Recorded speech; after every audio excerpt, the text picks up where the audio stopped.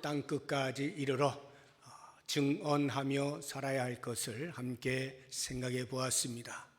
땅끝이라고 하는 것은 지리적인 면뿐만이 아니라 우리의 시간과 우리의 상황과 또는 우리가 접하고 대면하는 사람들에게도 땅끝이 있음을 알고 그 땅끝에조차도 여전히 주의 복음을 증거해야 될 거룩한 사명을 잘 감당하자, 그러한 한 해가 되도록 노력하자 우리가 같이 결심을 하였습니다. 오늘은 사실과 성령이라고 하는 제목을 가지고 그렇다고 하면 우리가 증인으로서 과연 무엇을 증언할까 하는 증언의 내용에 대해서 함께 생각을 해보고자 합니다. 오늘 본문 말씀을 보니까 그들이 이 말을 듣고 마음에 찔렸다라고 표현하고 있습니다.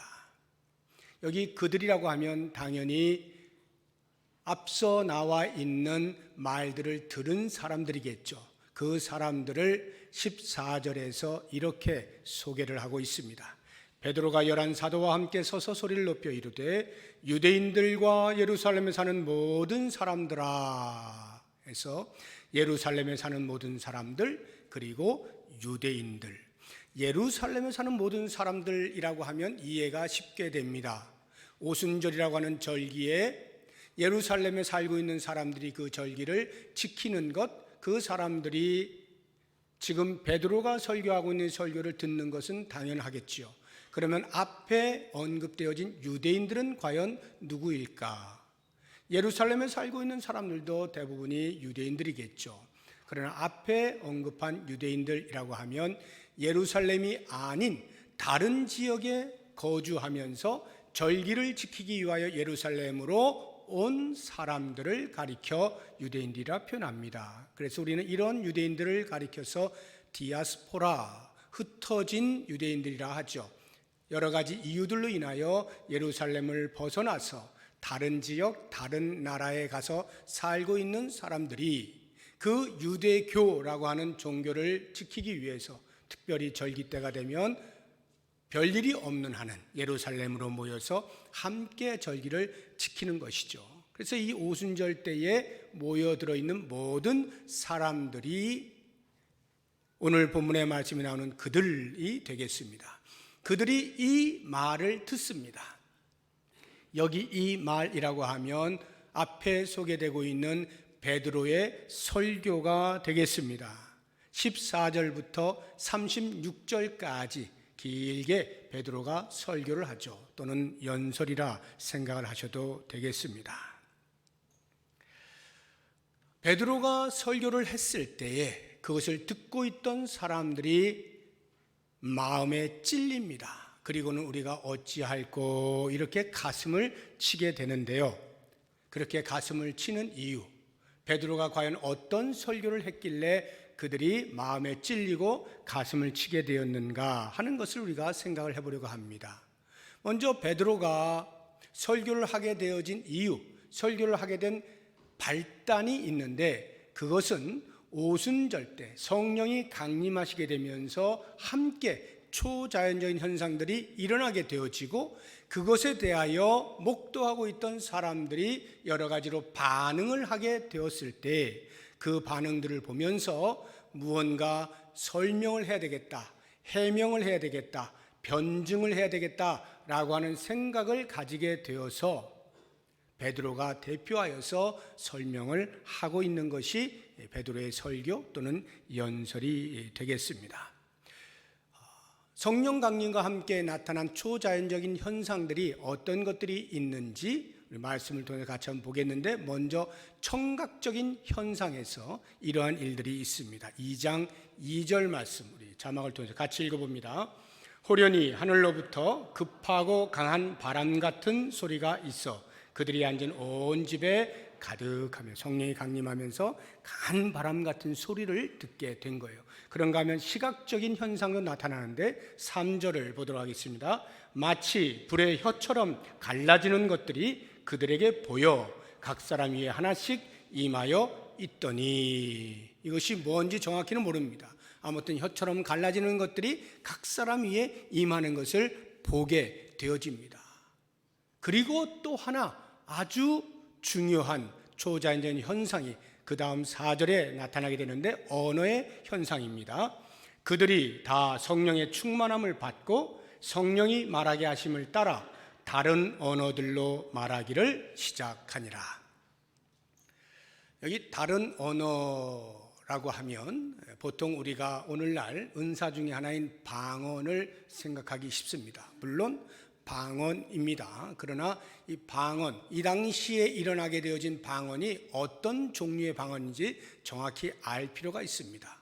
이미 말씀을 드린 것처럼 예루살렘에 거주하고 있는 사람들뿐만 아니라 흩어져 외국에서 살고 있는 유대인들도 절기를 지키기 위해서 옵니다. 그러면 그들이 거주하고 있는 그 나라들의 언어가 무엇인지 제자들은 알 길이 없습니다. 그런데도 불구하고 그 제자들이 성령의 말하게 하심을 따라서 말을 하는데 그 나라의 말들로 언어로 말을 하는 것을 그 사람들이 듣게 되어지는 것입니다. 그러니까 여기에 방언이란 아무도 알아듣지 못하는 자기 자신도 뭘 말하는지 모르는 그러한 방언이 아니라 듣는 사람들이 다 알아듣는 자기 나라 말, 자기들이 거주하고 있는 그 나라 말로 하고 있는 것을 듣게 되어지는 거예요.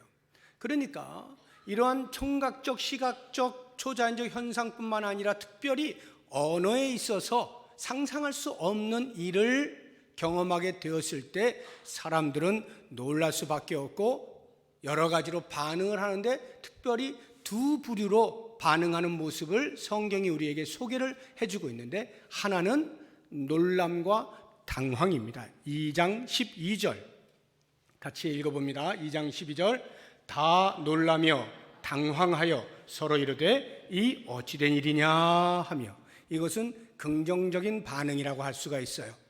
도저히 사람의 상식으로는 납득이 되지 아니하는 일을 보게 되었을 때 와 이게 어떻게 된 거지? 라고 하는 그런 마음이에요. 놀랄 수밖에 없죠. 당황스럽죠. 평상시와 다른 일이 일어나게 되었으니까요. 그런가 하면 그와는 반대되는 반응을 보이는 부류도 있었습니다. 13절을 같이 한번 보겠습니다. 또 어떤 이들은 조롱하여 이르되 그들이 새 술에 취하였다 하더라.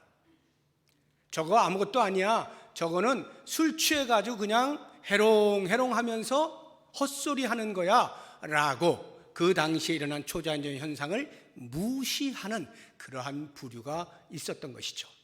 어느 부류가 되었든 아무튼 나타난 현상에 대하여 납득이 되지 않고 있는 상황입니다.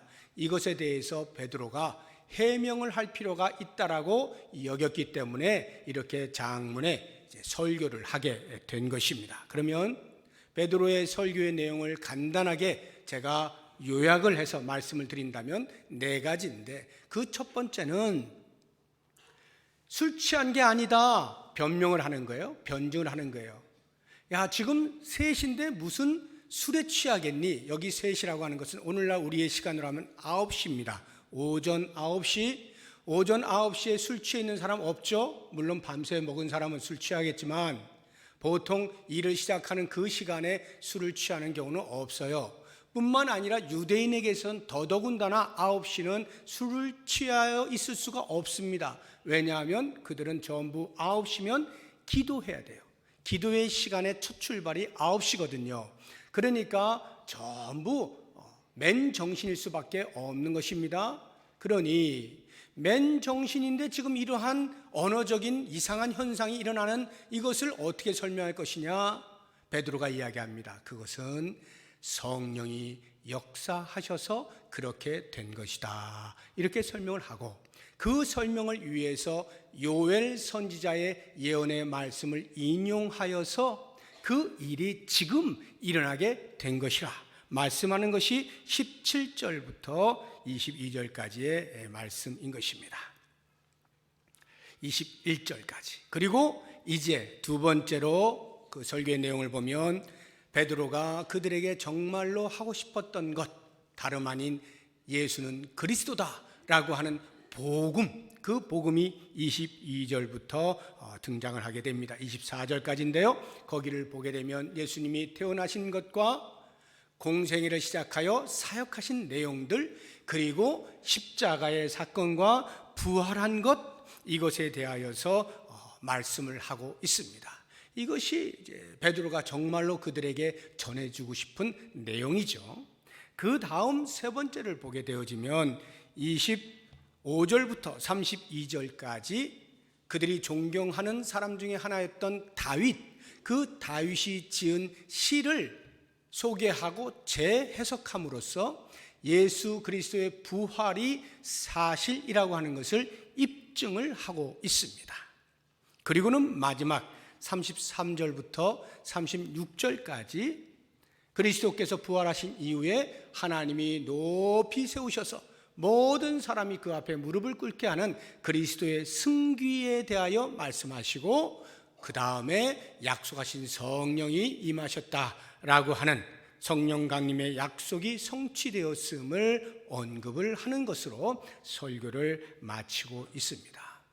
우리는 오늘 이 베드로의 설교의 내용을 보면서 우리는 과연 무엇을 증언할 것이냐 하는 증언의 내용에 대해서 모범을 보이고 있는 이 베드로의 설교를 잘 살피고 우리의 것으로 삼고자 하는 것입니다.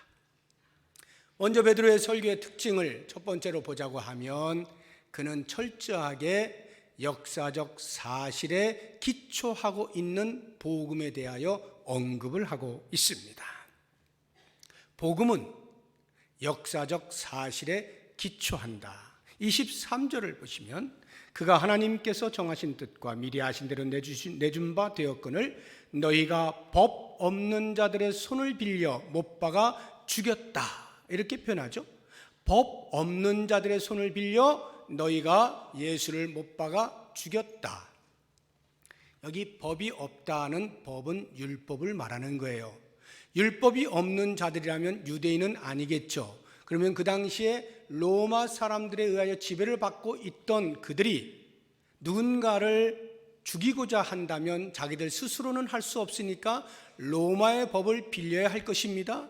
그래서 빌라도에게 예수님을 데리고 간 것이죠. 그리고 그에 의해서 사형 집행을 언도받고 로마의 군인들이 집행을 하게 되죠. 그러니까 여기 법 없는 자들의 손이란 로마인들을 말하는 것입니다. 로마인들의 손을 빌려서 예수를 못 박아 죽였다.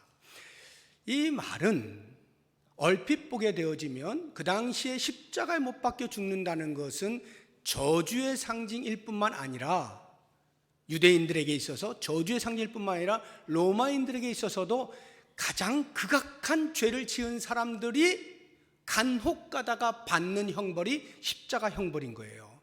그러니까 예수님이 십자가에 못 박혀 죽으셨다라고 하는 것은 쳐다볼 필요도 없는 저주받은 인간, 극악한 인간, 이게 되는 거죠.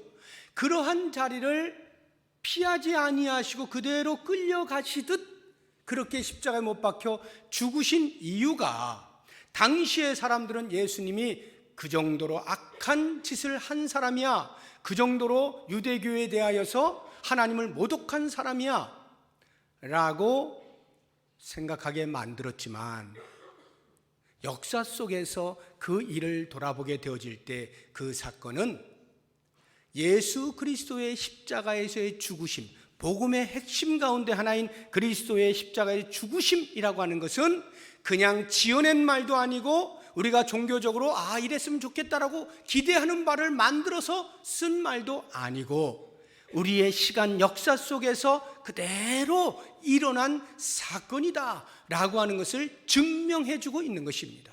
당시에 로마는 전 세계를 지배하고 있던 나라입니다. 그 나라의 법을 따라서 집행을 받은 그것은 사실일 수밖에 없겠죠.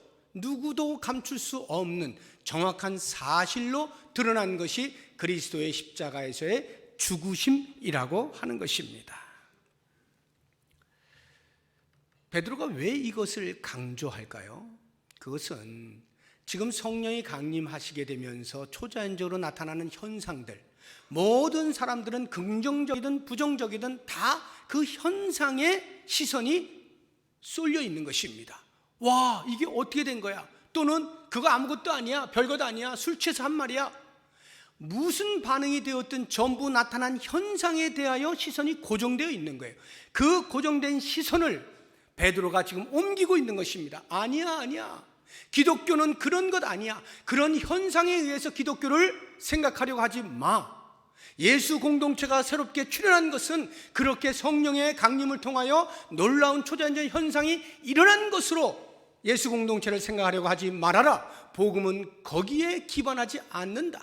철저하게 복음은 역사적 사실에 기반하는 것이다 라고 하는 시선의 움직임을 요청하기 위하여 일부러 이 말씀을 하고 있는 것입니다. 기독교는 체험이 아니라 사실에 근거합니다. 많은 종교가 체험에 근거하고 있거든요. 그래서 일상적이지 않은 것, 평범하지 않은 것들이 그 종교 안에서 일어나는 것들로 그것으로 우리 종교는 이래 라고 설명을 하고 그 종교를 소개하게 되어 있는 거예요. 그러나 기독교는 철저하게 체험이 아닌 사실, 역사적으로 일어난 십자가의 죽으심이라고 하는 그 사실에 근거하여서 기독교가 존재한다라고 하는 것입니다. 우리 기독교가요, 역사 속에서 언제나 이 사실을 제대로 견지하고 지금까지 온 것은 아닙니다. 우리 한국교회의 기독교도 마찬가지입니다. 한국 땅에 기독교가 들어온 지 지금 130~40여 년이 되었죠. 공식적으로만 해도. 그러한 긴 세월 속에서 기독교의 복음이 언제나 사실을 기반하여서만 존재한 것은 아닙니다. 특별히 숫자적으로 큰 부흥을 경험했던 70년, 80년대에 그 당시에 기독교에는 오순절의 성령 운동이 휩쓸고 지나갔습니다. 또는 은사 운동이라고도 하죠. 그래서 평범하지 않은 그 어떤 것들, 예를 들면 방언을 한다든지 예언을 한다든지 병을 고친다든지 하는 이런 성령 운동들이 일어나게 되어졌고, 은사 운동이라 해서 빈야드 운동이라든지 알파 코스라든지 이런 여러 가지 것들을 통해서 평범치 아니한 것, 하루 종일 깔깔깔깔거리면서 웃는다든가 손으로 지적만 하면 그냥 뒤로 넘어진다든가 하는 이런 일들, 입신하는 일들, 이런 것들이 마치 기독교의 숫자적 부흥을 위한 필연적 요소라고 여겨지게 된 때가 있었던 거예요. 그래서 비단 오순절 개통의 교파뿐만이 아니라 장로교, 감리교, 성결교 할 것 없이 각 교파들이 전부 너도 나도 이런 것들을 흉내내면서 이런 은사 집회들을 하고 성령 운동을 위한 집회들을 하고 넘어뜨리고 별 일들을 다 해온 거예요. 그래서 실제적으로 많은 사람들이 몰렸죠. 전부 그리고 따라가서 무슨 신기한 일이 있는가 하는 현상에 시선이 고정되도록 만든 때가 있어요. 물론 80년대에 들어서 그러한 너무 치우친 신비주의 운동에 대하여서 지금은 돌아가신 오카는 목사님을 중심으로 한 제자훈련을 통해서 진리의 말씀 운동으로 이렇게 바뀌어가는 그러한 균형 잡힌 일들도 없지는 않습니다. 그래서 오늘날 많이 균형이 잡혔다라는 생각이 들기는 합니다만, 여전히 지금도 수를 모으는 일에 있어서는 이러한 초자연적 평범치 아니한 일들이 일어나는 것들을 사용하고자 하는 유혹이 끊임없이 목회자들의 마음속에는 있게 마련인 것입니다. 그런데 기독교가 말하는 복음은 결코 그러한 체험, 그런 주관적 감정에 의존하지 않습니다. 철저하게 역사적 사실에 기반을 하는 거예요. 이게 왜 중요하느냐 하면요, 예를 들어서 우리가 공무원 시험을 본다라고 가정을 할 때 그 공무원 시험에 내가 붙느냐 떨어지느냐의 결정은 나의 기분과 나의 감정에 있지 않아요. 내가 시험을 보고 나와서 지금 나 기분이 너무 좋아, 느낌이 너무 좋아, 붙을 것 같아 라고 해도 정답을 제대로 써내지 못했다면 그 사람은 떨어집니다. 붙고 안 붙고의 여부는 정답을 썼느냐 못 썼느냐에 달려있는 거예요. 그 객관적 사실에 달려있지 내가 기분이 어떠하느냐에 달려있는 게 아닌 거예요. 기독교의 복음도 마찬가지입니다. 내 기분상 복음을 들었는데 내 기분이 너무 좋아, 심리적으로 너무 안정이 돼, 평안을 느껴 라고 하는 주관적인 어떤 감정에 의존하는 것이 아니고 예수 그리스도가 나의 죄를 위하여 십자가에서 죽으셨다라고 하는 역사적 사실에 기반을 하는 거예요. 이게 복음이에요. 또 한 가지 베드로의 설교에서 우리가 놓치지 말아야 하는 것은 이러한 역사적 사실이라고 하는 것은 그 자체만으로 효력이 발생하지는 않습니다. 그 사실이 기독교를 기독교 되게 하지는 않아요. 무슨 말이냐 하면 기독교가 정말로 이 복음의 권위를 갖기 위해서는 역사적 사실을 뒷받침해주는 신학적 사실이 있어야 돼요. 신학적 사실이란 하나님께서 우리에게 법으로 주신 성경 말씀, 우리가 권위를 존중하고 이 말씀대로 우리는 살겠다라고 작정하는 이 말씀에 기록되어져 있는 예언의 말씀이 사실로 드러날 때 그 사실이 역사적 사실을 뒷받침해 주면 거기에서 비로소 기독교의 복음이라고 하는 것이 권위를 갖게 되는 거예요. 종교적 권위를 갖는다 이 말이에요. 그러면 우리 성경에 예수님의 십자가의 죽으심과 부활이 어떻게 드러나고 있습니까? 다시 한번 23절을 보시기 바랍니다. 그가 하나님께서 정하신 뜻과 미리 아신 대로 내준 바 되었거늘. 지금 이 말씀이 뭐예요? 이것은 성경에 그렇게 기록을 하고 있다 이 말이에요. 하나님께서 인간의 구원을 위하여 오래전부터 계획을 하시고 그 계획의 성취를 예수 그리스도의 십자가의 죽으심과 부활에 두고 계셨어요. 그 예언이 시간이 흘러서 우리 인간의 역사의 한 시간 그 자리에서 일어나게 된 것이죠. 성취가 된 거예요. 예언의 말씀들이 면면이 성경 곳곳에서 있는 거예요. 그 사실이 역사 속에서 시간이라고 하는 옷을 입고 성취가 된 거죠. 이 예언의 말씀이 만약 없는 채 역사적 사실로만 있다면 이것은 종교적 권위를 갖지 못하는 거예요. 기독교는 오직 하나님의 말씀에 의존하지 않습니까? 그래서 기독교를 계시의 종교라고 하잖아요.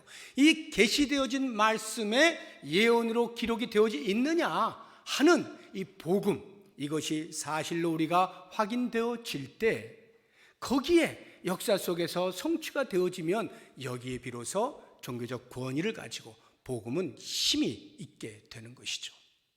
그러면서 볼 때 우리가 25절부터 그 다윗의 시를 인용하면서 베드로가 재해석하면서 예수님의 부활이 사실이다라고 하는 것을 입증해 내잖아요. 그것은 다윗이라고 하는 인물을 통하여서 이미 그리스도의 부활이 예견되고 있는 것을 베드로가 눈치를 채고 그것을 설명해 주고 있는 것입니다. 하나님의 말씀의 능력이죠. 베드로가 이렇게 이전부터 하나님의 말씀에 해박했을까요? 만약에 그 정도로 해박했다면 예수님을 못 박아 죽이는 일을 하지 않았을 거예요. 나는 그 사람이 누군지 모른다 부인하지 않았을 거예요. 그러면 어떻게 그가 이렇게 갑자기 성경에 해박하게 되었을까? 오랫동안 예수님의 말씀을 들어왔지만 예수님이 살아계시는 동안은 제대로 이해하지 못하였는데 성령이 임하시게 되면서 성령의 강한 역사와 함께 깨닫게 되어지는 거예요. 생각나게 되는 거예요. 그러면서 이와 같은 말씀을 하는 거예요. 성경에 보니까 이미 다 기록되어져 있는 예언의 말씀이었다 하는 것을 베드로가 증명해내는 거예요. 그러면서 그것이 지금 역사 속에서 일어나게 된 거야 라고 설명을 하죠. 그러면서 복음은 복음이 되는 거예요. 종교적 권위를 갖는 거예요. 기독교의 권위를 갖게 되어지는 것이죠. 이것이 바로 기독교는 사실에 기초한다라고 하는 말이에요. 기독교는 철저하게 역사적 사실과 신학적 사실, 성경의 예언의 사실에 기초하는 종교다라고 하는 것. 그러면 오늘 말씀의 제목이 사실과 성령인데, 성령에 대해서는 우리가 어떻게 이해를 해야 될 것이냐, 이제 마지막 세 번째를 말씀을 드립니다. 베드로가 설교하면서 약속대로 오신 성령을 언급을 하지 않습니까? 매우 중요한 거예요. 아무리 기독교의 복음이 사실에 근거한 말씀이라 할지라도 이 말씀이 개인에게 의미가 있기 위해서는 사실 그 자체로만 있어서는 아무런 의미가 발생하지 않아요. 여기에 성령의 작용하심, 성령의 일하심, 성령의 역사가 있을 때에 비로소 한 개인에게 그 역사적 사실이, 그 신학적 사실이 의미로 다가와 구원이 일어나게 되는 거예요. 성령의 일하심이 이렇게 중요한 거예요. 만약에 성령의 일하심이 없는 채 이 사실만 가지고 있으면 어떤 일이 벌어질까요? 이 부분에 대해서 성경은 우리에게 명확하게 그 대조를 보여주고 있는 두 말씀이 있어요. 같이 한번 우리가 대조해서 보도록 하겠는데, 하나는 오늘 우리가 읽은 본문의 말씀 2장 37절 말씀이고, 또 다른 하나는 7장 54절 말씀이에요. 두 개를 같이 한번 비교해서 보겠습니다. 먼저 2장 37절을 같이 읽어봅니다. 그들이 이 말을 듣고 마음에 찔려 베드로와 다른 사도들에게 물어 이르되 형제들아 우리가 어찌할꼬 하거늘. 지금 베드로의 설교를 듣고 마음에 찔렸습니다. 그리고 반응이 뭐라고요? 우리가 어찌할꼬, 답을 좀 주시오, 이 말이에요. 그러면 7장 54절을 보시죠. 같이 읽어봅니다. 또 그들이 이 말을 듣고 마음에 찔려 그를 향하여 이를 갈거든. 여기 지금 그가 누굴까요? 스데반입니다. 스데반 집사가 설교를 하거든요. 그 스데반 집사의 설교를 듣던 사람들도 베드로의 설교를 듣던 사람들과 동일하게 마음에 찔립니다. 그런데 그 다음 반응이 달라요. 베드로의 설교를 들었던 사람은 어찌할꼬 가슴을 치는데, 스데반의 설교를 들은 사람들은 이를 갈아요. 우리는 혹시 이렇게 오해하시면 안 됩니다. 야, 베드로는 제대로 설교했구나, 스데반은 뭔가 부족했나 봐, 영성이 부족했나, 집사라서 그런가, 사도가 아니어서 그랬나, 이렇게 오해하시면 안 돼요. 지금 베드로나 스데반은 정확하게 복음을 전했어요. 역사적 사실과 신학적 사실을 그대로 전한 거예요. 그런데 받아들이는 사람에 따라서 누구는 가슴을 치는가 하면 누구는 저거를 빨리 어떻게 해서 우리의 수치를 드러내는 것을 입을 막아버려야지 하고 이를 부득부득 갈고 있는 것입니다. 도대체 무엇이 이런 차이를 만들었을까? 전달되어진 복음은 아무런 차이가 없어요. 그런데 성령이 일을 하셨냐 안 하셨느냐의 차이가 있는 거예요. 베드로의 설교를 들은 사람들에게는 성령이 작용하신 거예요. 그래서 그 설교를 들을 수 있게 만든 거예요. 가슴을 치게 만든 거예요. 자기의 죄를 보게 만든 거예요. 그런데 스데반의 설교를 들은 사람들의 성령이 일을 하시지 않은 거예요. 가만 놔두니까 이 사람들이 자연인으로서 그 말씀을 들었을 때 똑같이 마음에 찔림은 받아요. 찔렸다는 말은 예수 그리스도를 십자가에 못 박은 것이 자기들의 잘못이다라는 것을 알았다는 말입니다. 역사적인 사실, 신학적인 사실, 그 모든 것들을 다 듣게 되었을 때, 아, 우리가 예수를 못 박은 것이 정말 잘못된 것이었구나. 그러니까 마음에 찔린 거예요. 그런데 그 사람들 가운데는 누군가는 이를 갈고 있더라 이 말이에요. 자기 잘못을 알매도 불구하고 이를 가는 것은 성령이 역사하지 아니하시니까 그 자인의 마음으로 자기의 드러난 수치를 어떻게 하면 빨리 감출 수 있을까? 그것이 부끄럽고 창피해서 그 사람은 어떻게 하면 입을 막을 수 있을까? 거기에만 온갖 생각이 가게 되니까 이를 가는 일이 벌어지게 된 것입니다. 한 개인에게 구원이 일어나기 위해서는 이 놀라운 복음, 예언의 말씀으로든 역사적 사실로든 사실인 이 복음이 개인에게 접촉되어질 때 성령의 역사하심이 있을 때만이 비로소 거기에서 회개가 일어나게 되어지는 거고, 자기를 보게 되어지고 어떻게 하면 죄사함을 받을 수 있는지 고민하게 되어지고, 나도 예수 그리스도를 믿습니다라고 고백하게 되어지는 거고, 구원의 역사가 일어나게 되는 거예요.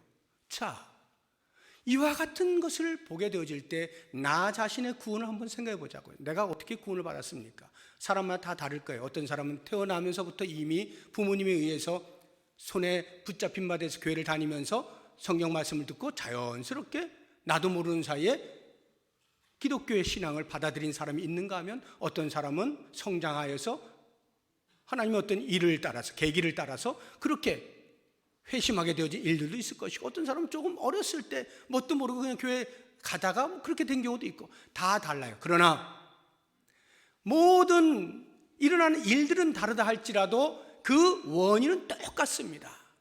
복음을 듣게 되었을 때 성령이 일하셔서 우리의 강팍한 죄로 인하여서 복음이 들려지지 아니하는 그 강팍한 마음을 성령이 부드럽게 만드심으로 복음을 듣게 한 거예요. 복음이 심겨지게 한 거예요. 그래서 내가 반응한 거죠.